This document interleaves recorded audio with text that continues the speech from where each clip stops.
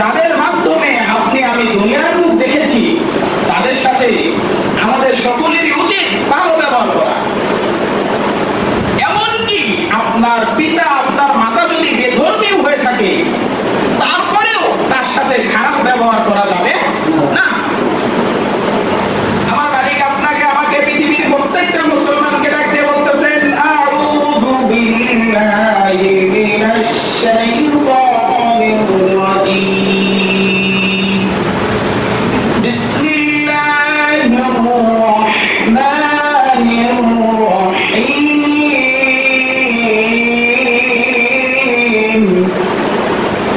وقضى ربك ألا تعبدوا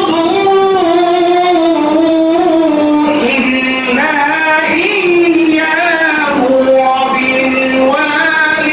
وبالوالدين الله أكبر। কুরআনুল কারীমের তেলাওয়াত শুনলে কি বলতে হয় ভাই? আল্লাহু আকবার।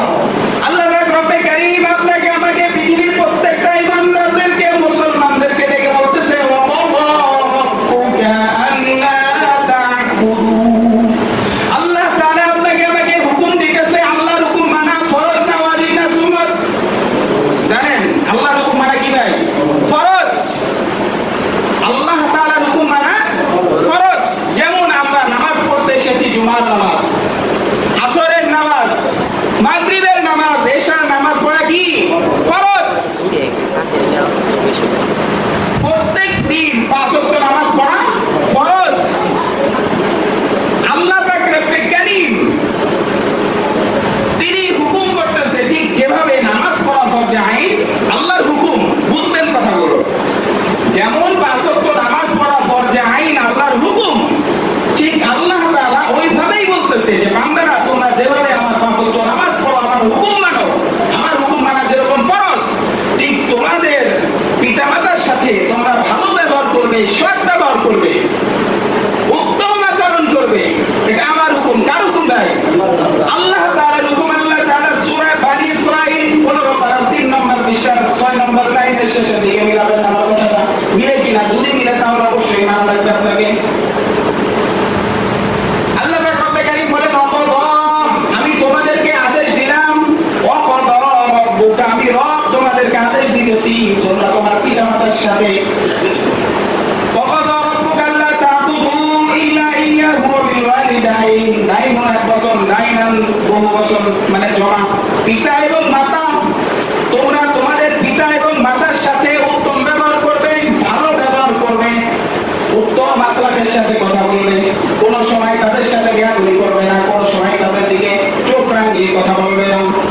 এমনকি তোমাদের দ্বারা এমন কোন কথা যেন মধ্যে না বের হয়ে যায়, তোমার পিতামাতা যাতে বলে, এরকম কোন ব্যবহার পিতামাতার সাথে করা যাবে না।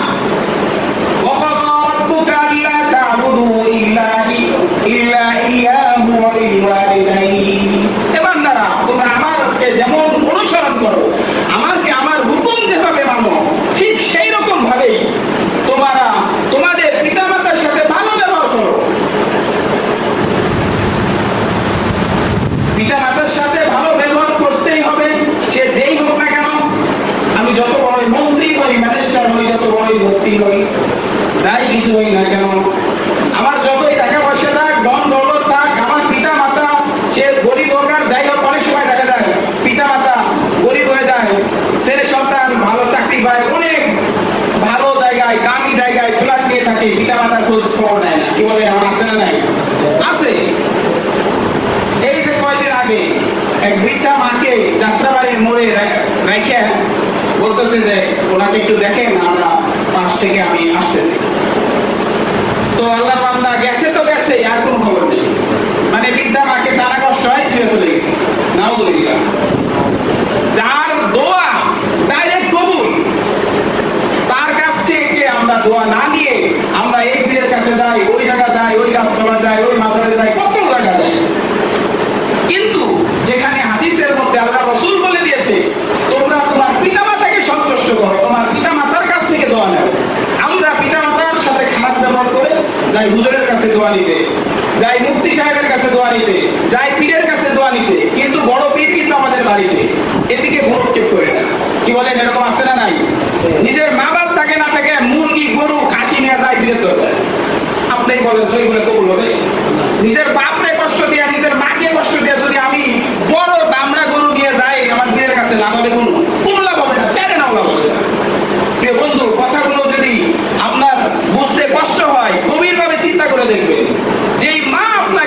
মাস 10 দিন গর্ভে রাখলো, লালন পালন করলো, শিশুকাল কত কষ্ট কাটাইলো আপনার মা আপনাকে নিয়ে, আপনার পিতা আপনাকে নিয়ে। আপনার অসুখ হলে আপনি ঘুমাইতে পারতেন না, আপনার পিতা মাতারও কিন্তু ঘুমতো। কি বলেন, হয় কি ব্যাপার, হয় নাকি ঘুম? ছেলে সন্তান যখন একটু অসুস্থ হয় তখন পিতা মাতার আর ঘুম হয়? ঘুমায় না। এটা যারা